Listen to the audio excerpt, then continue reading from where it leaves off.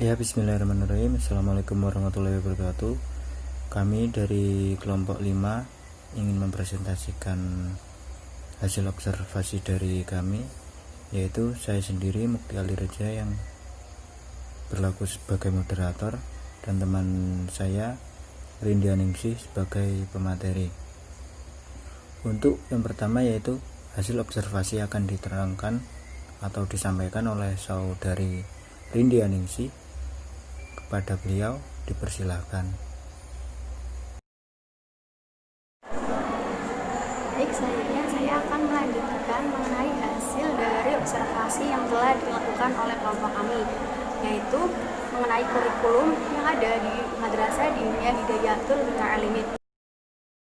Nah, kurikulum yang digunakan oleh Madrasah Diniyah Hidayatul Muta'alimin yaitu kurikulum lokal yang telah disusun, dikembangkan dan disesuaikan dengan visi, misi, serta tujuan yang telah ditetapkan oleh FKDT, yaitu Forum Komunikasi Diniyah Takmiliyah di daerah Brebes. Nah, kurikulumnya berupa pemahaman terhadap kitab-kitab yang diajarkan pada peserta didik. Kitab-kitab ini harus diajarkan sampai tuntas sebelum akhirnya dapat naik ke kitab yang lebih tinggi tingkatannya. Nah, kitab-kitab yang digunakan tersebut ialah kitab-kitab kuning atau yang biasa kita sebut dengan kitab salaf. Selanjutnya ada pelaksanaan kegiatan belajar mengajar atau KBM yang dilaksanakan di Madrasah Diniyah Hidayatul Muta'alimin. Nah, KBM-nya itu dimulai pada sore hari. Kegiatan awalnya itu dimulai pada jam 2 sampai berakhirnya itu pada jam 5 sore.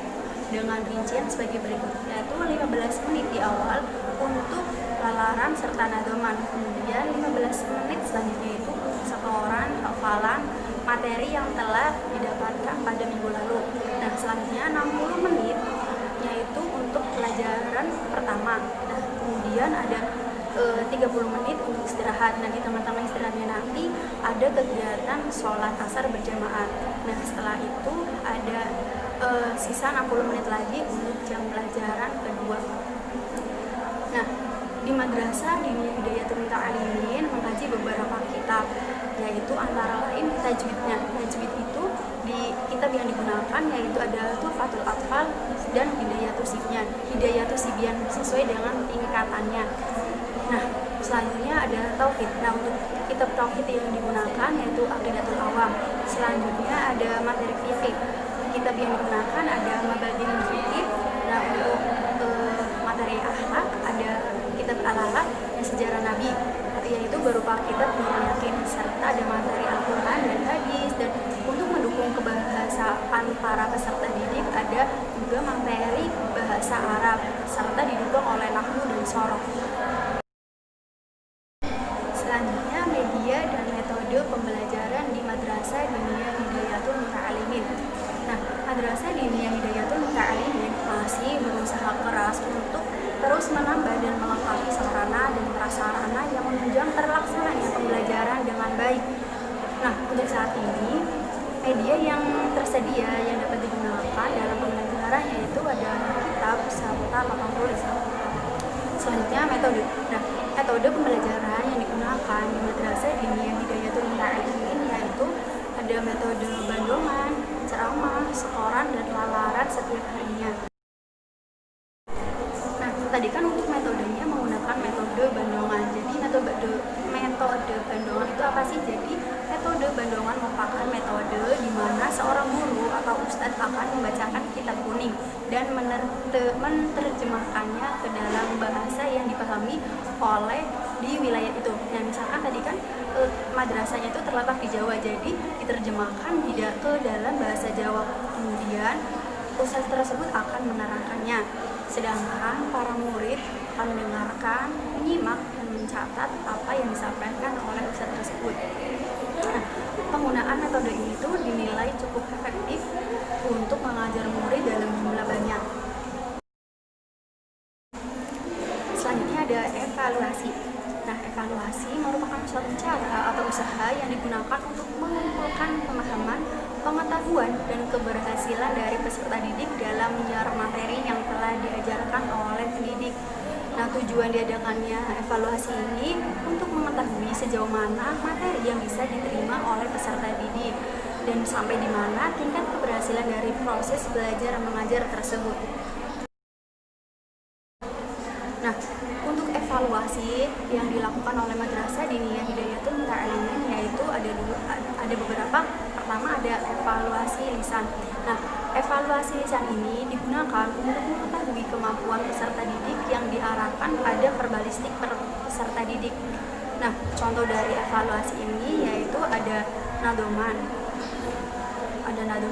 ada setoran Al-Quran dan hadis yang dilakukan setiap hari sebelum pembelajaran dimulai, dan hafalan yang dilakukan sewaktu UTS dan UAS. Nah, selanjutnya ada evaluasi lisan. Evaluasi ini digunakan untuk mengetahui kemampuan peserta didik dalam mengolah dan memaparkan apa yang diketahuinya melalui tulisan. Contoh dari evaluasi ini yaitu ada UTS dan UAS serta evaluasi mingguan. Nah, biasanya tuh untuk evaluasi mingguan ini diadakan pada hari Sabtu, di mana pada hari Sabtu itu ada jam khususnya itu khusus untuk tes untuk mengukur sejauh mana materi dapat diterima dalam seminggu itu oleh peserta didik. Nah, selain itu evaluasi yang dilakukan juga ada ujian praktek. Nah, ujian prakteknya itu seperti praktek wudhu, praktek sholat, dan lain-lain. Oke, selanjutnya, jadi ketika pembelajarannya itu sudah berjalan selama 1 tahun atau 1 tahun ajaran, maka akan diadakan kegiatan haflah akhirus sana. Nah, kegiatan ini tidak hanya sekedar perkumpulan, melakukan pertemuan ataupun upacara, namun juga melakukan kegiatan yang bersifat hiburan. Nah, keberadaan kegiatan yang bersifat hiburan ini dimungkinkan karena kegiatan haflah akhirus sana dilakukan setelah imtihan atau ujian. Jadi, hiburan ini ditujukan untuk membuat suasana yang santai setelah melaksanakan ujian. Beberapa kegiatan yang dilakukan dalam rangka akhirus sana yaitu ada lomba fisik. Nah, lomba fisiknya itu berupa lomba olahraga seperti sepak bola. Kemudian ada lomba non fisik. Nah, lomba non fisiknya itu bisa berupa lomba cerdas cermat atau lomba nadong antar kelas seperti itu. Nah, kemudian untuk acara puncak dari akhirus sana yaitu akan ada kegiatan Maulidul Hasanah, di mana Maulidul Hasanah ini akan mengundang seluruh wali murid dan warga sekitar. Nah, tujuannya dari mengundang seluruh warga sekitar yaitu untuk dalam rangka pengenalan madrasah kepada warga sekitarnya. Dan selanjutnya ada peran Madrasah Diniyah Hidayatul Muta'alimin. Nah, peran Madrasah Diniyah Hidayatul Muta'alimin dalam dunia pendidikan Islam dirasa sangat banyak ya. Nah, salah satunya itu dalam rangka penanaman nilai-nilai Islam lebih dini pada murid dan sebagai tempat penggalian, pengkajian dan penguasaan ilmu keagamaan dan pengenalan ajaran Islam berupa akidah, akhlak, dan fikih, sehingga peserta didik mampu membedakan antara perilaku yang baik dan perilaku yang buruk yang berkembang di masyarakat. Karena biasanya sasaran dari madrasah diniyah yaitu antara siswa yang duduk di bangku SD kelas 1 sampai yang untuk tingkatan pula ya itu ada dari SD sampai mungkin kelas 1 SMP. Nah, kemudian untuk dapat mencapai itu semua itu maka diperlukan usaha dan kerja keras para peserta didik dalam penguatan karakter peserta didik dengan pemberian contoh tauladan yang baik dan adanya aturan madrasah yang dapat dipatuhi oleh seluruh warga madrasah tersebut. Selanjutnya ada lampiran.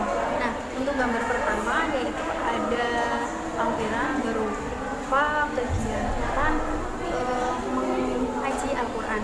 Nah, untuk gambar kedua yaitu ini kegiatan akhirus sana yang diadakan setiap 1 tahun sekali di madrasah diniyah tersebut.